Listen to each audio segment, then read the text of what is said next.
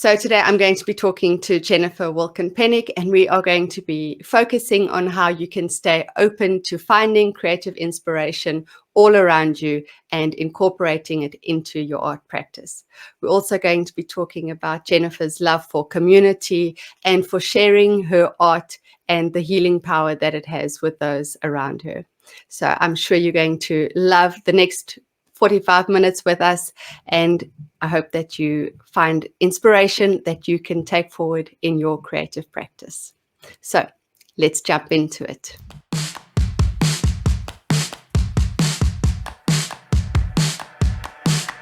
Gotta get messy and show the world you growing as an artist. And you're free to be yourself. You got a dream, you need to start it. Stick together. Get messy says you're formally invited to a community where you can find people that spark the field of excitement. Too many art supplies, not enough time. No, it's tougher, so you must find a way to feel some connection. We got a lot of people with the same kind, a great mind. We here for you, a platform so we can hear your views. Time's yours, forget yours. I know you bored of them same rules.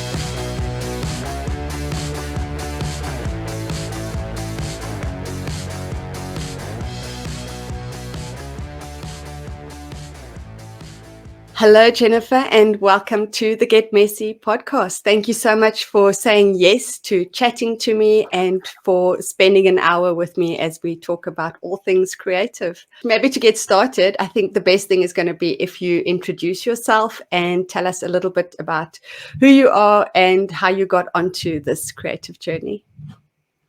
Sure. So my name is Jennifer Wilken Penick, Wilkin being my maiden name. I use it because it makes it easier to find me. There are other Jennifer Pennicks out there, but I think I might be the only Jennifer Wilken Penick.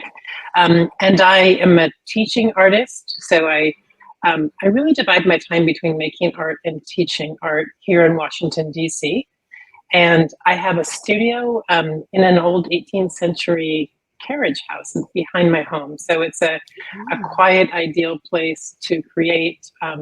It's allowed me since the pandemic to delve into the world of online teaching as well as in-person teaching, both of which I still do. And I've also become, since 2018, an artist in residence at the Georgetown Hospital's Cancer Center, which houses their Arts and Humanities program. So I'm one of a whole group of professional artists who are paid to make the hospital environment a better one for patients and caregivers and their families. And that has been really rewarding. The nexus of care and art has been a wonderful experience for me. Oh, that is really special. I think it's amazing that you're being able to branch off.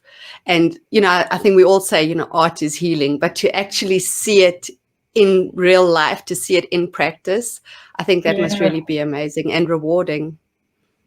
It's really rewarding, and I'm not an art therapist. I'm just an artist, but that they actually have musicians and movement artists and visual artists, and I think they just realize that being a creative person and sharing that love of creating, that in itself sort of transmits healing properties to others. So it is. It's very, very rewarding, and I feel like it's also just sort of worked its way into my teaching style. So by teaching people for the hospital who are online and we're in all different countries around the world, I have no materials list, which means I'm really good at getting people to just use what they have. And that's been a fun offshoot.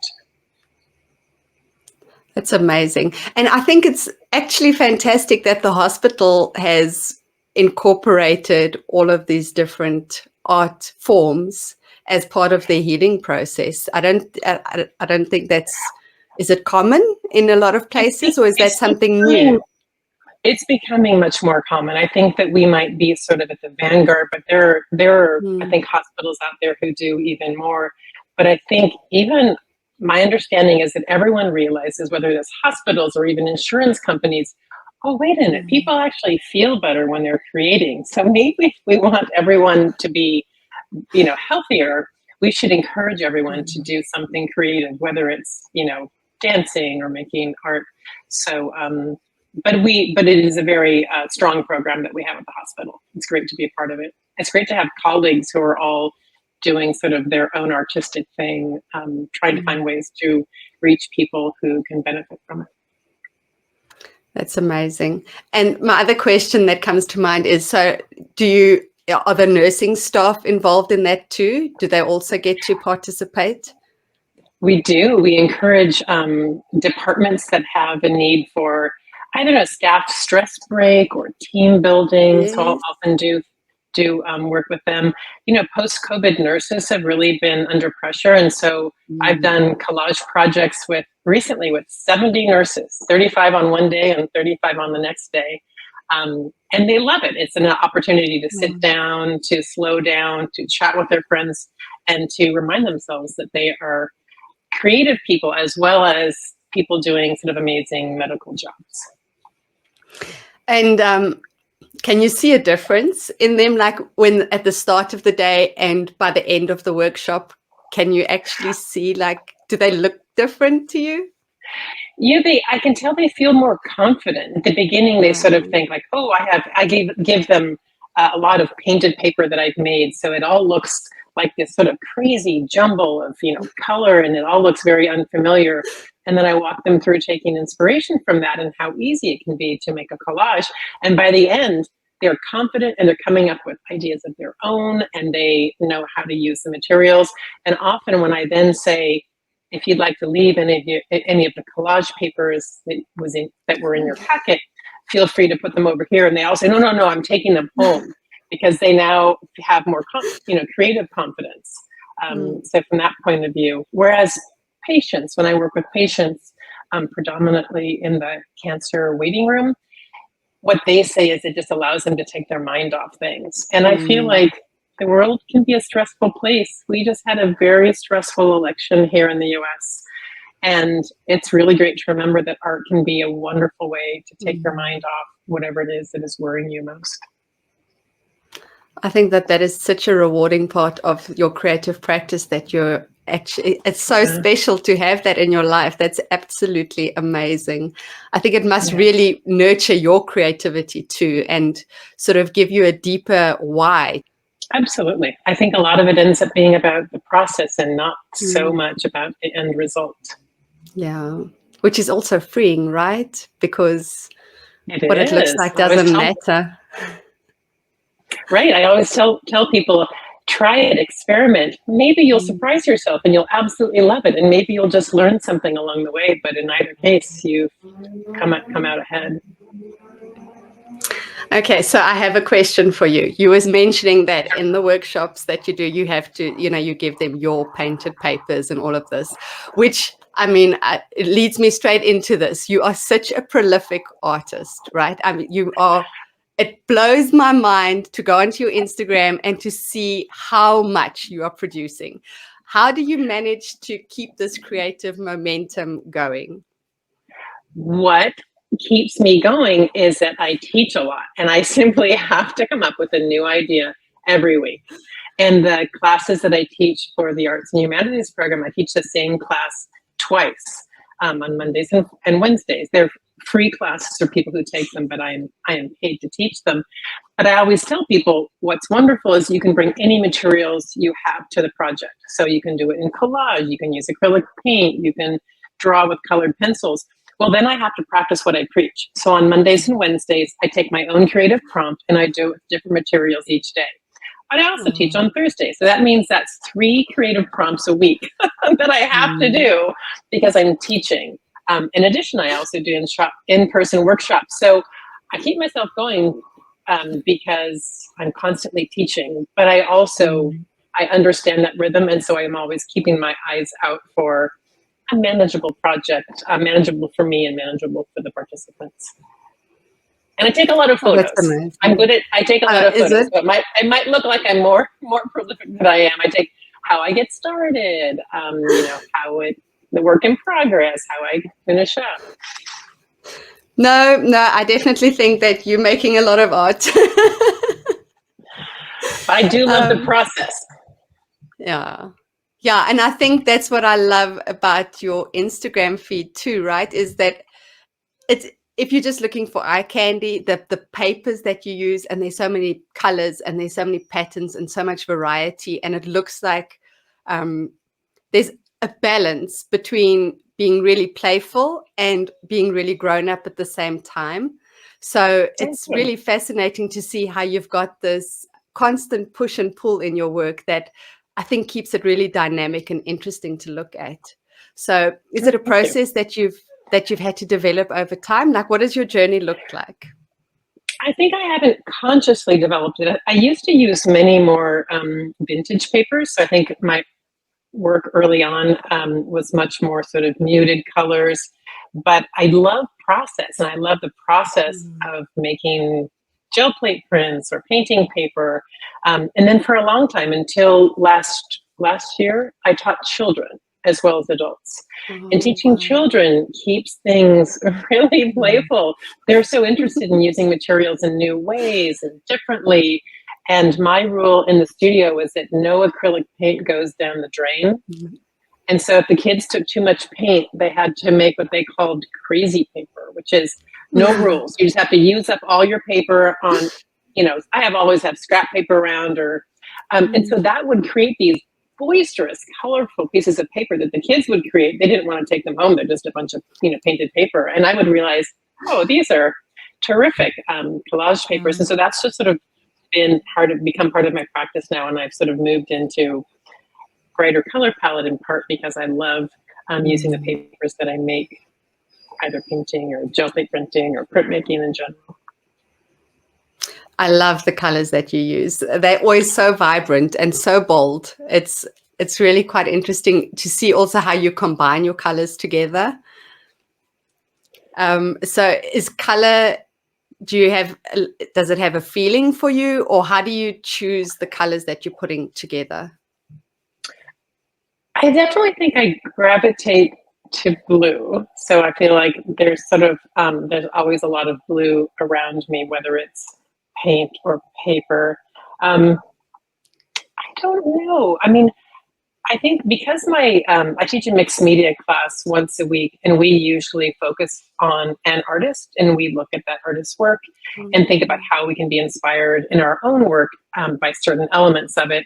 And so sometimes when I do that, my color palette will shift because we're looking at an artist who maybe works predominantly in monochrome, and it makes me restrain myself. And in my class, I think people sort of know me as having trouble with restraint, but it is good for me to sometimes work more monochromatically.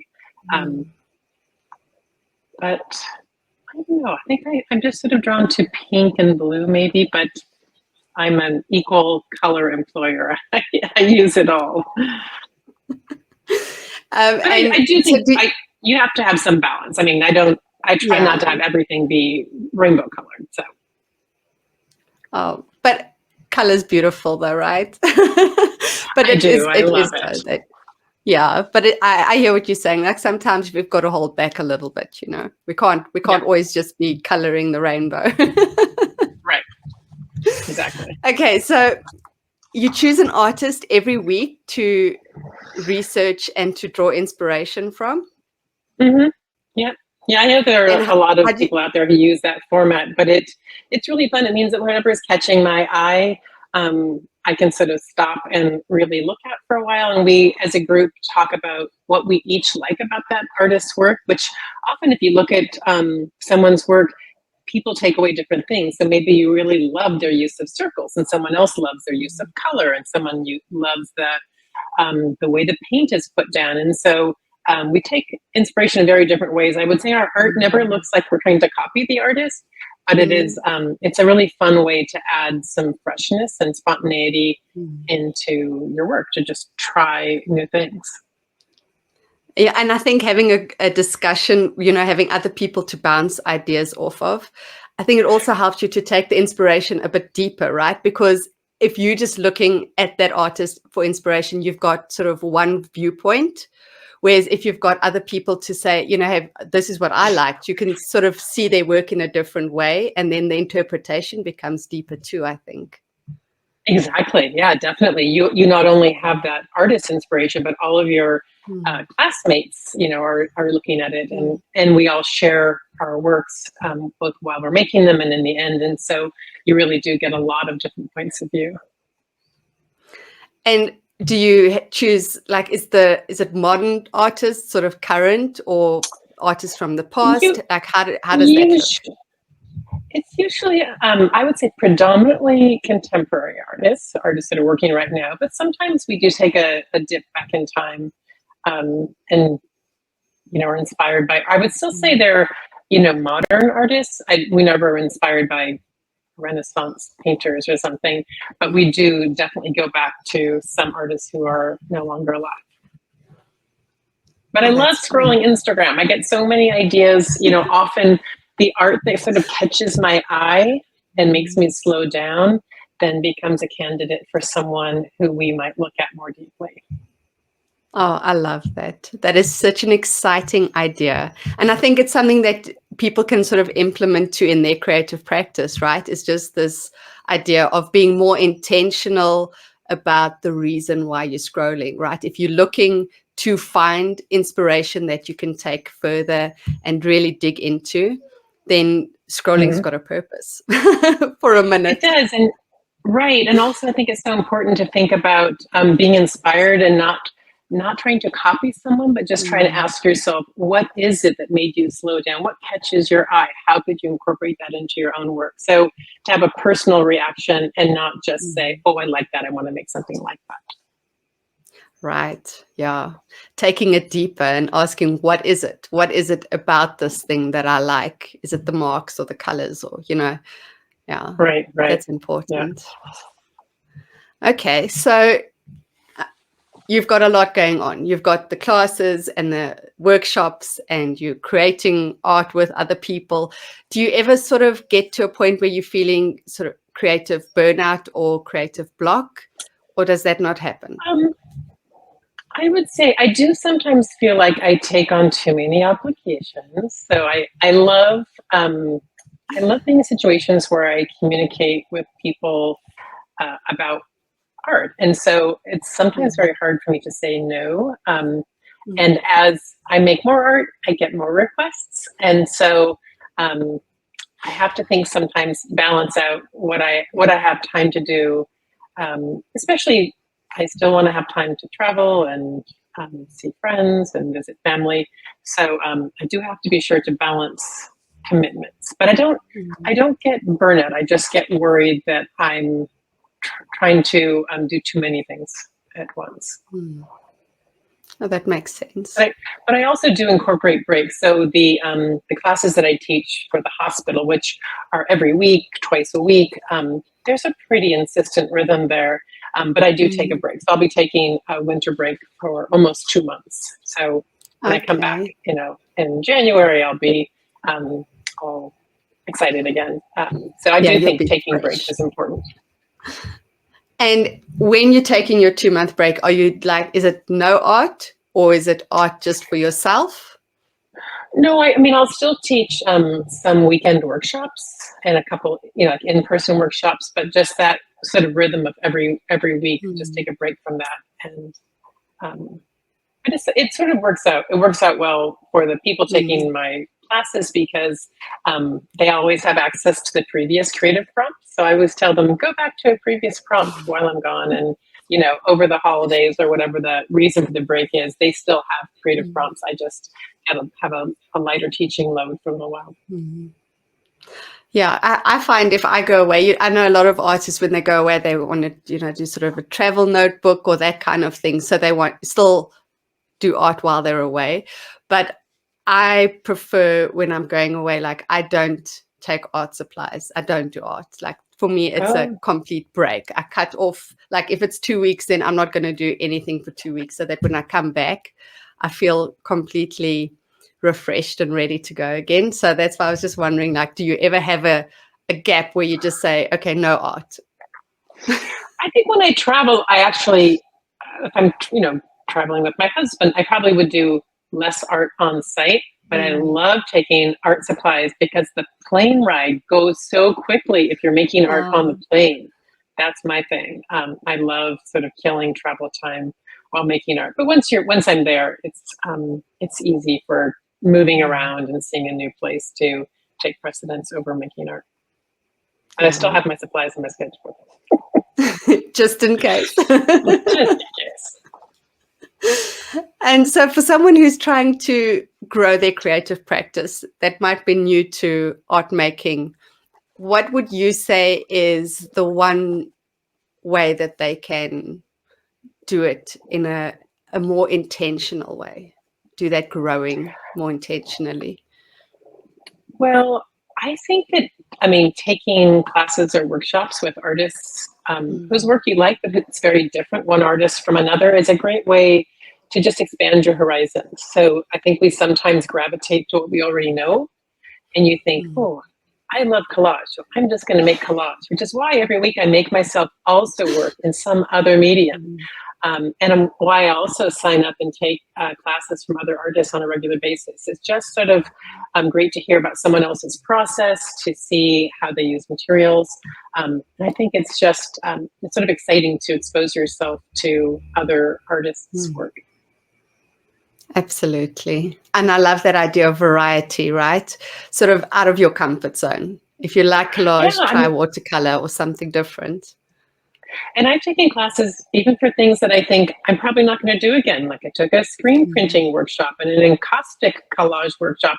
I'm probably not going to invest in the supplies to do those, but it was just sort of fun to think about different ways to approach, art making. Yeah. Yeah. And I think it also helps you to, it might not seem related, but it does definitely trickle back into your work in some form or another. Even though it's maybe something like, as you say, you might not go back to encaustic or whatever it might be, but the process the concept sparks something different. Yeah, exactly. The concept of layering or doing screen printing, the concept of reducing an image to a simple shape. Yeah, it all definitely informs. And I just think it's really good to get yourself out of your usual comfort zone. I think it helps you stretch your artist wings. Yeah, that's so true. Okay, and pattern or color, which do you love more? Oh no, I'm a real pattern hound. I love pattern. In fact, for me, the most relaxing thing I can do is to just get a bottle of ink and draw patterns. I do that all the time. They then become collage paper. Some of them have become just sort of monochrome collages, but I love pattern a lot. Have you got like your favorite kind of patterns that you keep going back to?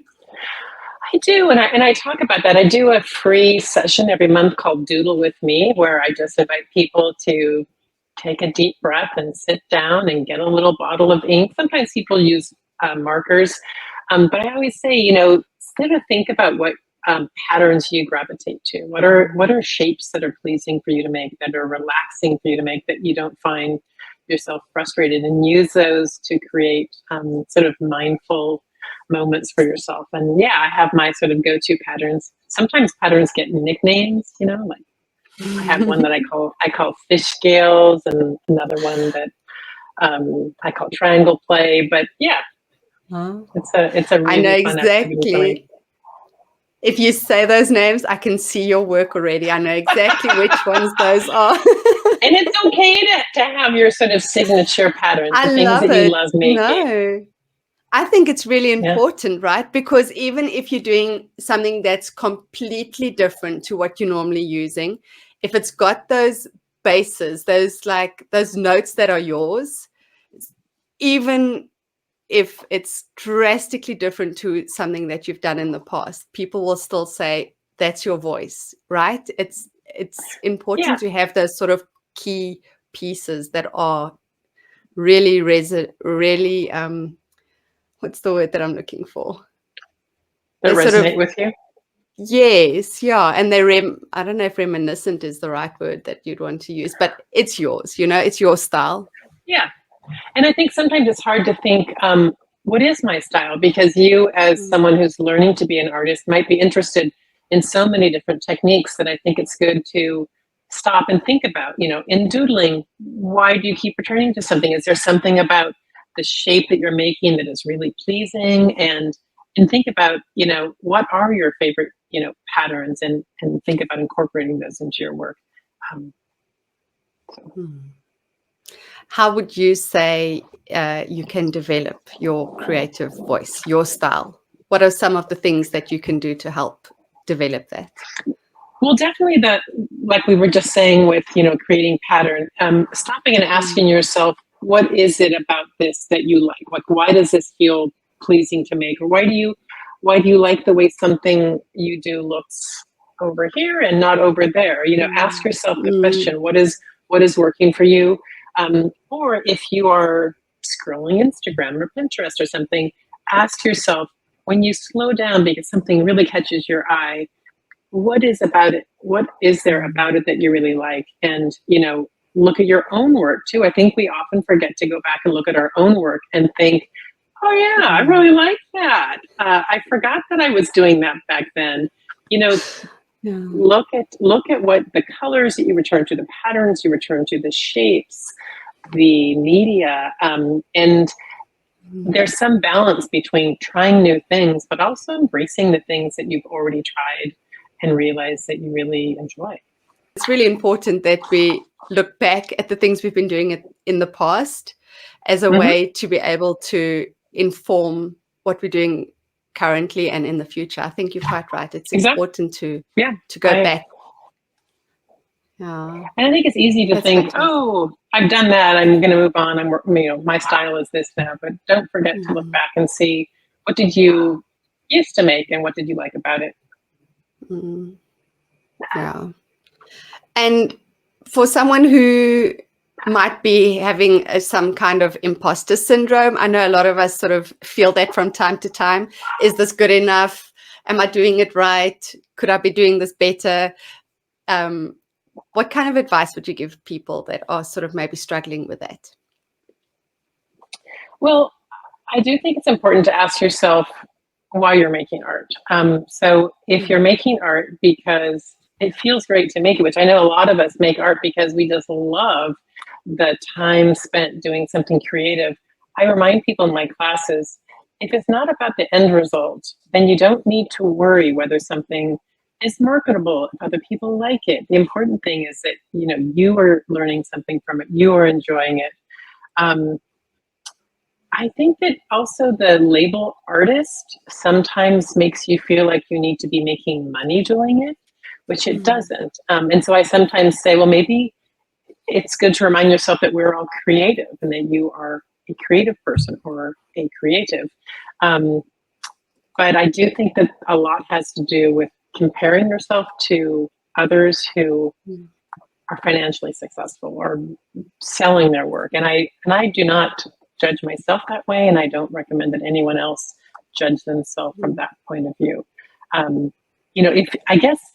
If you're making art because you want to sell a lot of it, that's your goal, then I guess you might have different expectations and different disappointments. But if your expectations are to be creative and enjoy yourself while doing it, maybe create ways to share art with your community, then you don't have to worry about the imposter syndrome, because you are a creative person making art, and there's no label you need to live up to.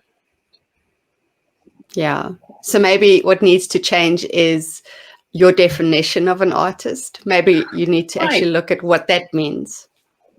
Right. Ask yourself, does being an artist for you mean someone who has a gallery representing them? Or can it just be someone who is making art, really enjoying it, and sharing with friends and family and community? Oh, I love that. That's fantastic. Okay.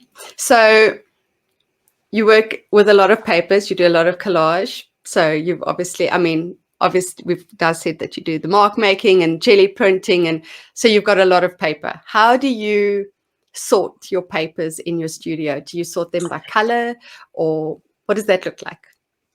I'm always so sorry when someone asks me that question, because I always have to say I have no order. I have the newest creative ones on top. Sometimes if I'm really feeling organized, I organize them by commercial, vintage, and hand painted. But I never organize them by color. They're constantly changing. Sometimes I make so many that I just sell a bunch of paper collage packs and I get rid of it and I start over. But I'm not very organized about it. I love that. Because I consider it very unprecious, the paper that I have, because I'm constantly making new stuff. I'm happy to give it away, to share it. But I'm very unorganized. And when I actually sit down to work on something, I'll pull out something smaller, like a tray or a box, and I'll pull out a selection, and I'll just work from those. I don't go back to my, 4 drawers stuffed with paper. But I know people have been recommended all kinds of ways to organize it, but I just know myself. I won't ever be that organized. It's just not me. Oh. I've got 2 things come to mind. Is first of all, I love that they're random, because sometimes you see papers lying next to each other that you wouldn't necessarily have put together, but because they are just randomly put there, it allows you to see things differently. So I think it's great that they're just there, not colors sorted, or I think that's fantastic. And the second thing is, a lot of us hoard our papers, right? Because we're like, we love this. This is so precious. Can't use it. Has to stay in this drawer forever and gather dust. So I love that you don't view them as precious, but you give yourself the freedom and the permission to use them, to give them away, to do whatever with. I think that's really liberating. It is. And it's nice to not be too precious about your materials. It allows you to be freer.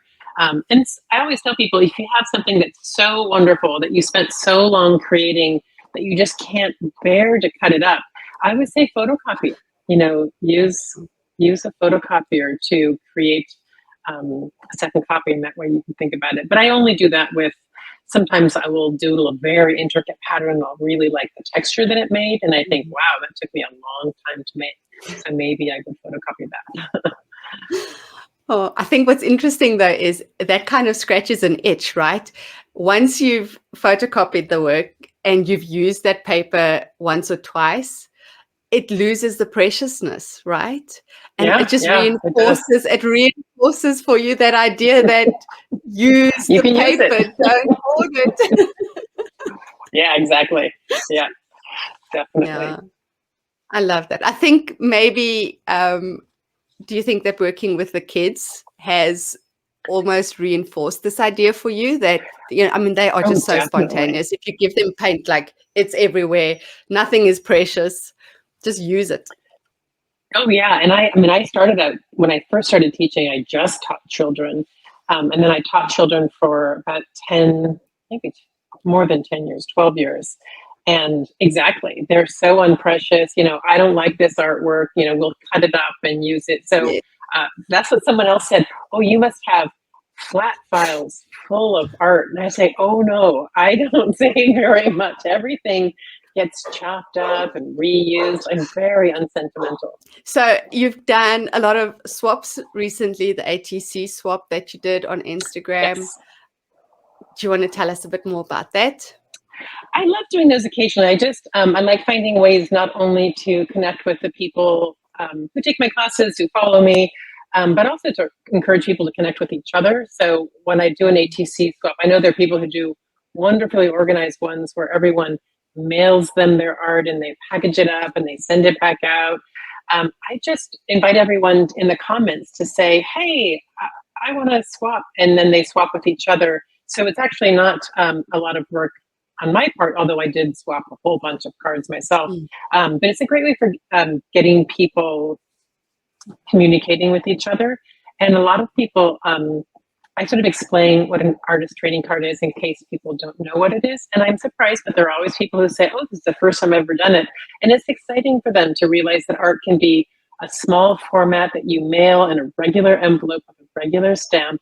And so it's just sort of a fun way. It's also, in my classes, I often will do an artist trading card size because they're quick to make.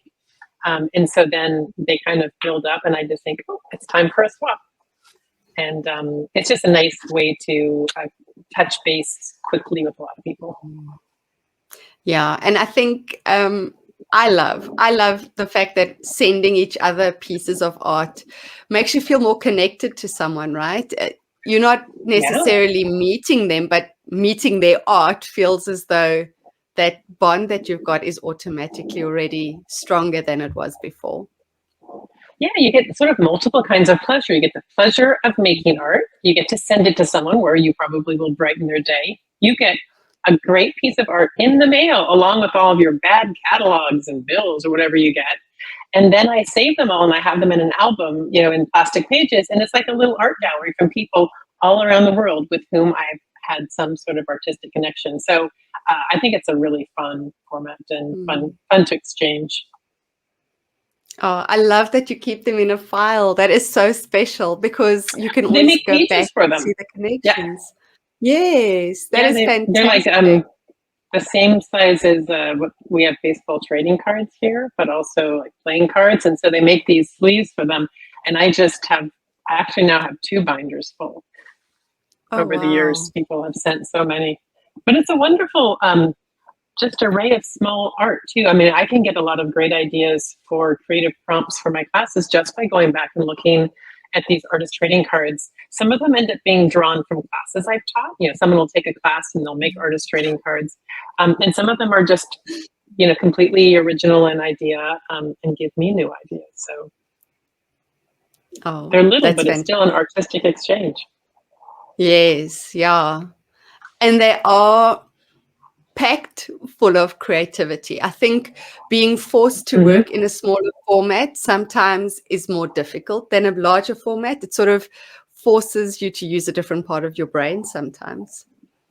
Yeah. For a lot of people, that'll be a new format working that small, and it is Mm. sort of exciting to try something new, but also bite-sized and not intimidating. Yeah. Okay. So I have another question. I don't know if you've thought about this, but fish come up in your work a lot. You've got your fish scale pattern and you had the Hmm. whole range of ATC cards that were fish. Have fish got a special symbol or meaning for you? I do love like water, swimming, and being in water. And I like to eat fish. I don't know. I think I've actually always been drawn to water. So maybe it's just sort of watery motifs. I was born in California and then I lived in Italy for 25 years. So I've always been close to, actually, right now, I'm the furthest away I've ever been from a beach. It would take well over an hour to get there from here. But maybe it's just the watery component.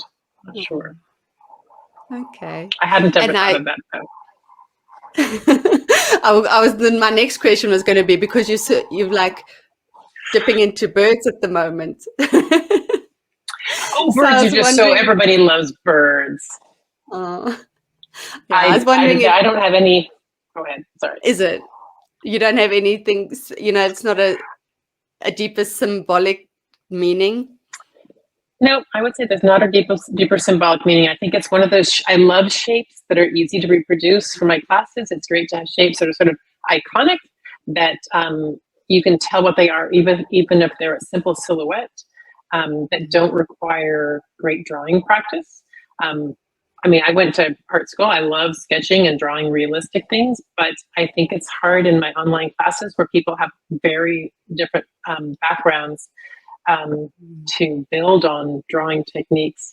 And so I feel like birds are sort of one of those shapes that people can recreate. They can build confidence. They're sort of charming. They can be whimsical. They're easy to include, but I don't think there's a deeper symbolic meaning for me. I mean, they're beautiful. I Oh, love birds, but yeah. um,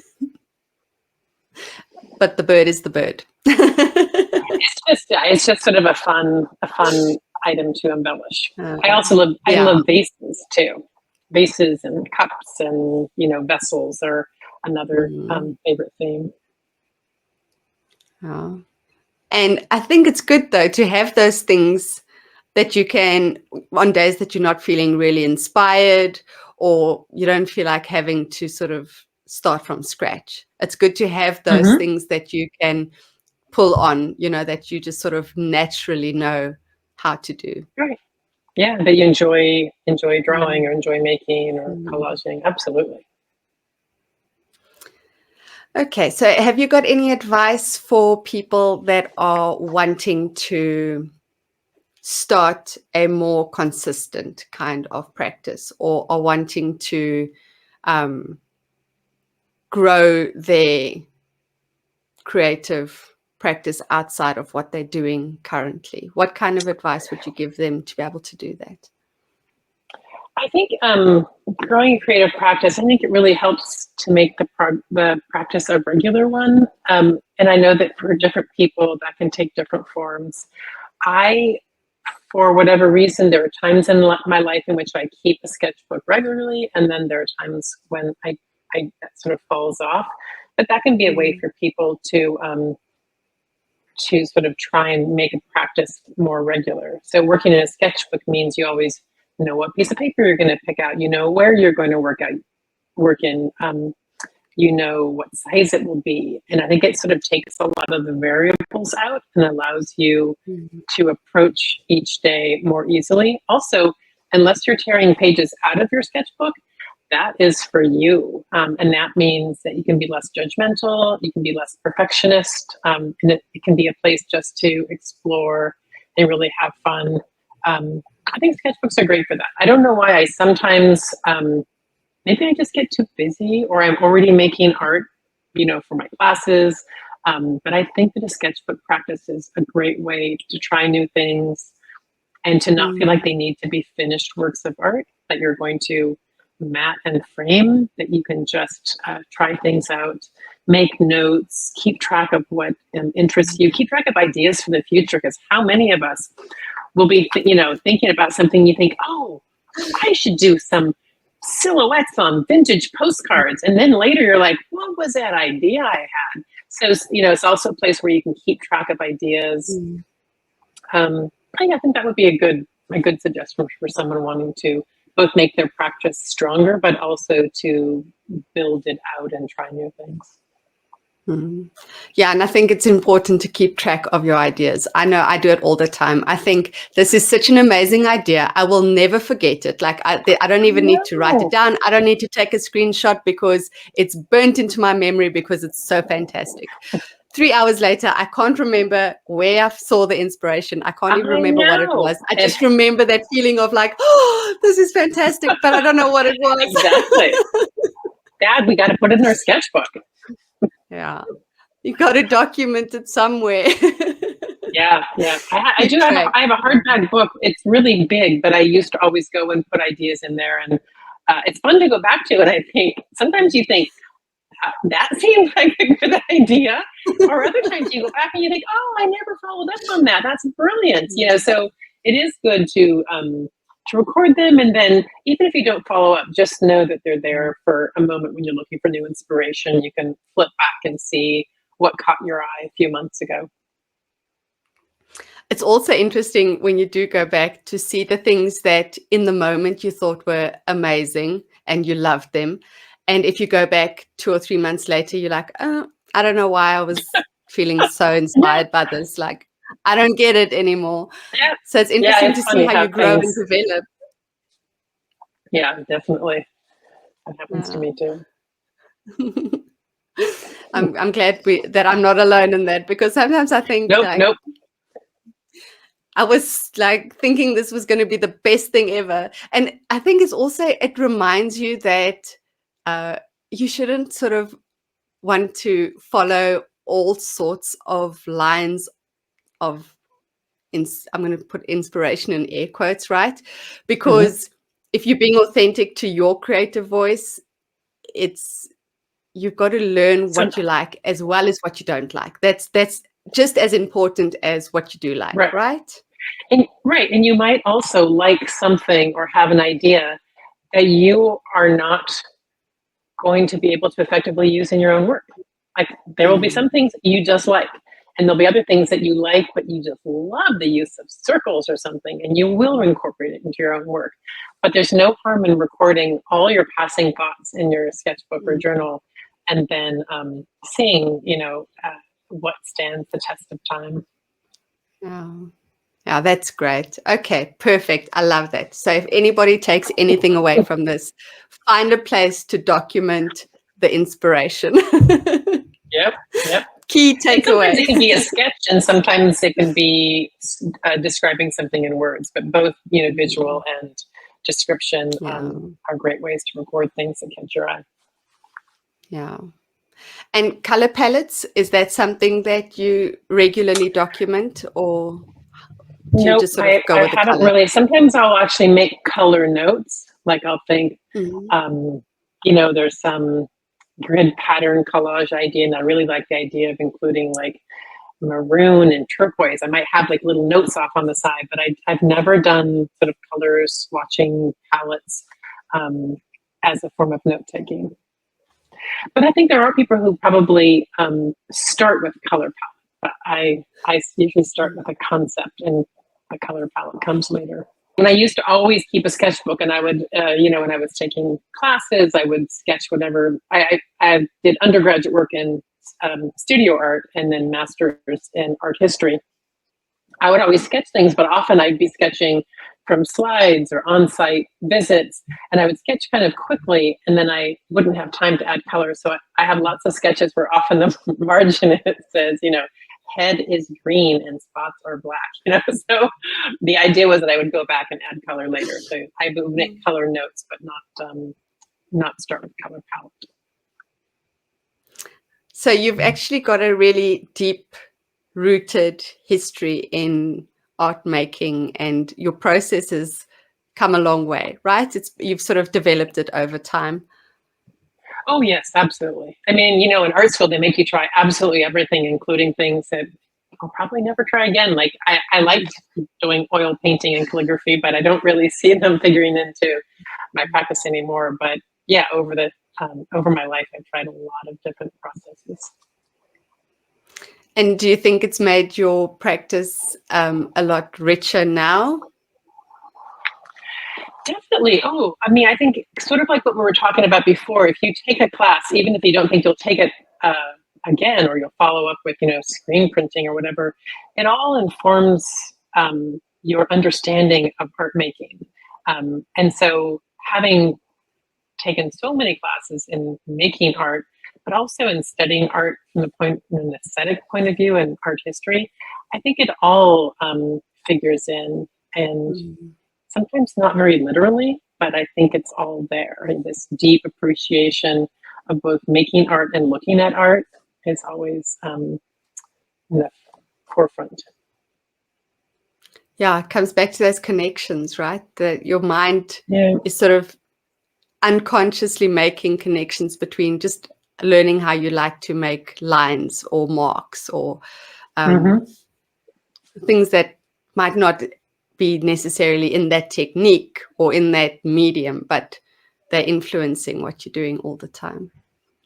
Yeah. And I think my love of looking at art comes from having studied it. Yeah. Or maybe it didn't come from that, but it's informed by that. Yeah. It's important to notice art and to notice, I think we keep coming back to this, right? Is notice why you are drawn to that thing. What is it? Going further than surface level of, oh, that's a nice picture, but why is that the picture that you're drawn to as opposed to the next one? Yeah. Thank you, Jennifer. It's really been nice talking to you. But thank you so much for interviewing me. It's been great. Thank you.